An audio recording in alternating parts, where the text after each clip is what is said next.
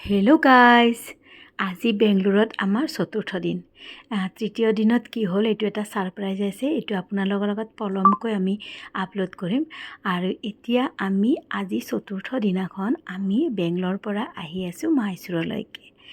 এয়া চাওক না কিমান সুন্দৰ পৰিৱেশ। আৰু প্ৰথমতে আমি আহিছোঁ মাইচুৰৰ আটাইতকৈ বিখ্যাত মন্দিৰ চামুণ্ডেশ্বৰী মন্দিৰত। এয়া মন্দিৰলৈ যোৱা ৰাস্তাত এনেকুৱা দোকানবিলাকেৰে ভৰি আছে। এই দোকানবিলাকত মণিহাৰীবিলাক পায় আৰু লগতে ভগৱানৰ মূৰ্তি, নানান ধৰণৰ ভগৱানৰ সঁজুলিবিলাক পোৱা যায়, পূজাৰ সামগ্ৰীবিলাক পোৱা যায়।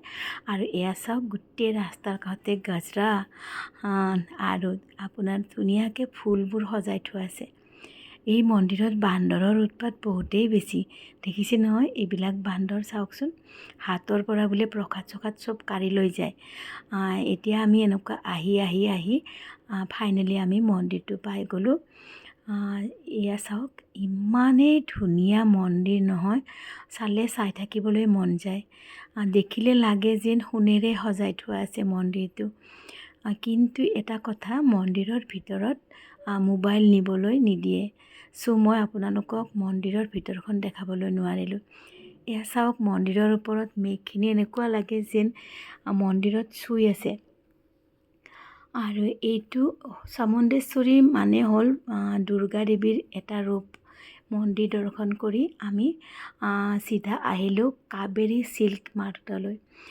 এইখন হ'ল মাইচুৰ চিল্ক শাড়ীৰ এটা খুব ধুনীয়া ফেক্টৰী হয়। আৰু ইয়াতে বিভিন্ন ধৰণৰ শাড়ী কালেকশ্যন আছে।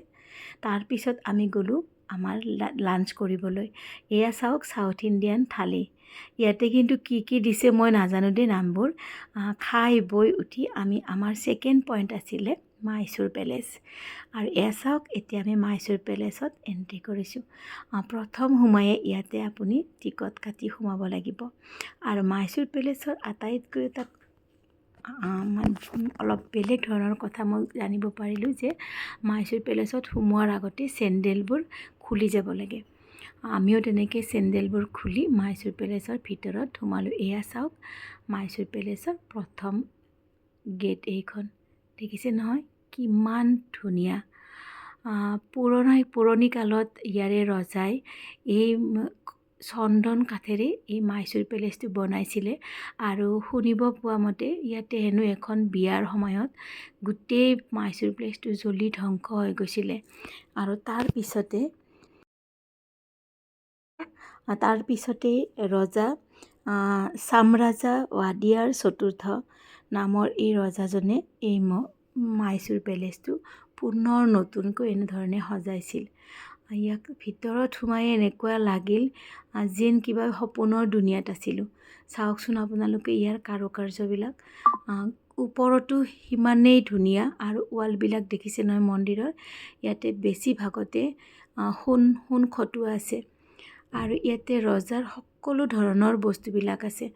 মন্দিৰৰ পৰা আদি কৰি ৰজা বহা চকী, ৰজাই ক'ত খেলিছিল, ক'ত লগিলিগিৰিবিলাকৰ লগত যুদ্ধ বিষয়ে আলোচনা কৰিছিল, আজি বিশেষ ধৰণৰ ৰুমবিলাক ইয়াতে আছে। আৰু গোটেইবিলাক এনেকুৱাকৈ সুসজ্জিত হৈ আছে। এয়া চাওকচোন, দেখিছে নহয়, যদি বেংগলোৰত আহিছে তেনেহ'লে মাইচুৰ পেলেচত এবাৰ নিশ্চয়কৈ আহিব।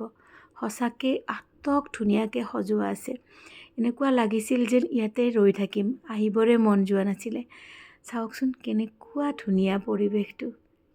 এয়া চাওক, ওপৰত চন্দন কাঠেৰে এইবিলাক সজোৱা আছে। আৰু ইয়াৰ কেইবাখনো দৰ্জা আছে যিবোৰ ৰূপৰে সজোৱা, ৰূপৰ দৰ্জা।